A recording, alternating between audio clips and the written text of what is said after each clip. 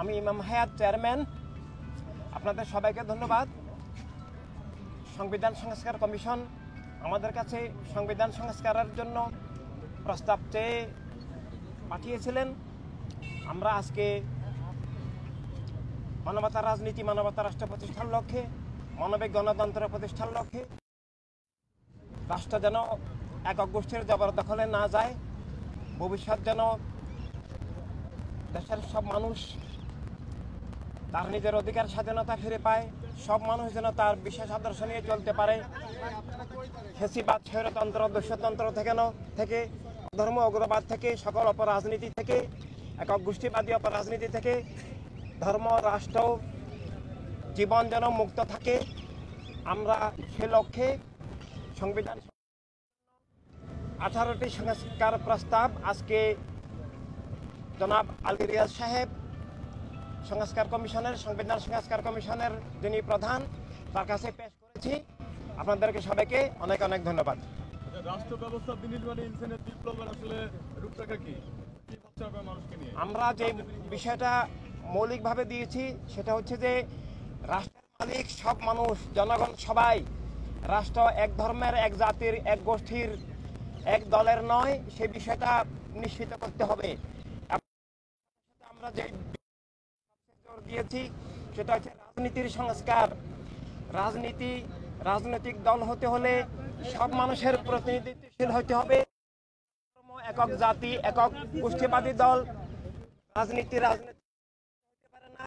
তার রাজনীতির সংস্কার, যে রাজনৈতিক দল দাবি করতে হলে সব মানুষের প্রতিনিধিত্বশীল হতে হবে, সবার মানবিক স্বার্থের রক্ষক হতে হবে এবং একক গোষ্ঠীর পক্ষে গিয়ে, একক গোষ্ঠীর স্বার্থ রক্ষা করতে গিয়ে অন্যদের উপরে জুলুম করা যাবে না, অন্যদের অধিকার স্বাধীনতা হরণ করা যাবে না।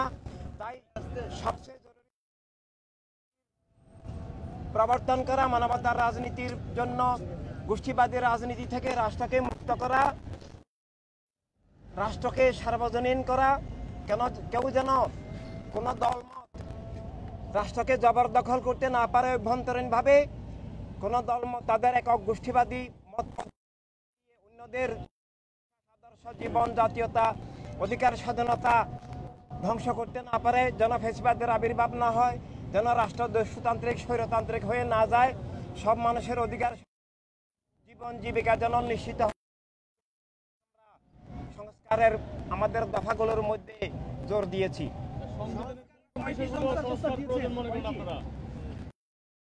আমরা 18টি বিষয়ে সংস্কারের প্রস্তাব দিয়েছি। যে সংবিধানের মূল নীতিগত সংস্কার দরকার, যেন কোনো ধর্মের, কোনো মতপথের মানুষের উপরে কোনো কিছু বিপরীত চাপিয়ে দেওয়া না হয়, বা কোনো ধর্ম, জাতি, গোষ্ঠী, মতপথ, দর্শন নির্বিশেষে কারো অধিকার স্বাধীনতা নিষিদ্ধ বা লঙ্ঘন না হয়।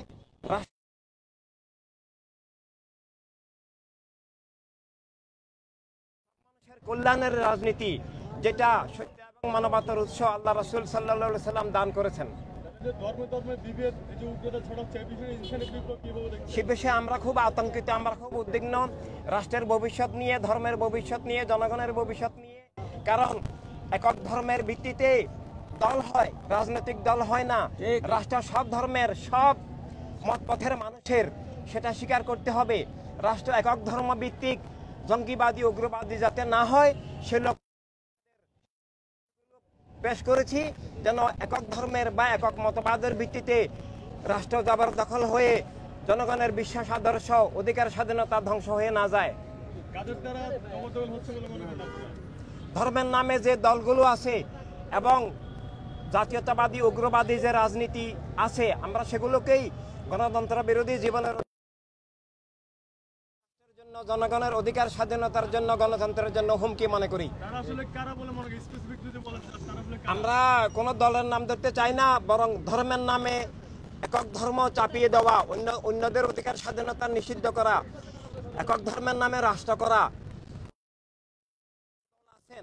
এবং বিশেষভাবে বস্তুবাদী, জাতীয়তাবাদী চেতনা চাপিয়ে দিয়ে, বা বিগত ইতিহাসে যেসব ভুলগুলো আছে, 47-এ সাম্প্রদায়িক রাজনীতি, পরবর্তীকালের যে একক জাতীয়তাবাদী যে রাজনীতি, সেগুলোকেই আমরা রাষ্ট্র এবং জীবন অধিকার স্বাধীনতার বিরুদ্ধে স্বৈরাচারী ফেসিবাদী মতবাদ মনে করি।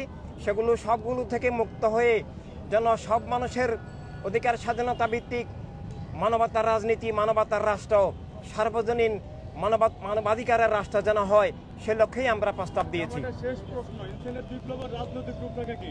ইসলামের বিপ্লবের রাজনীতির রূপরেখা হচ্ছে মানবতার রাজনীতির মাধ্যমে সব মানুষের অধিকার স্বাধীনতা ভিত্তিক, সব মানুষের মালিকানা ভিত্তিক, সব মানুষের জীবনের নিরাপত্তা এবং রুটি রুজি ভিত্তিক মানবতার রাষ্ট্র প্রতিষ্ঠা করা। আমরা 18টা প্রস্তাব দিয়েছি, আপনাদের সবার কাছে সেটা লিখিত ভাবে এখন আমরা দিচ্ছি। এগুলো দেওয়া নেই কেন? তখন দেওয়া হয় নাই।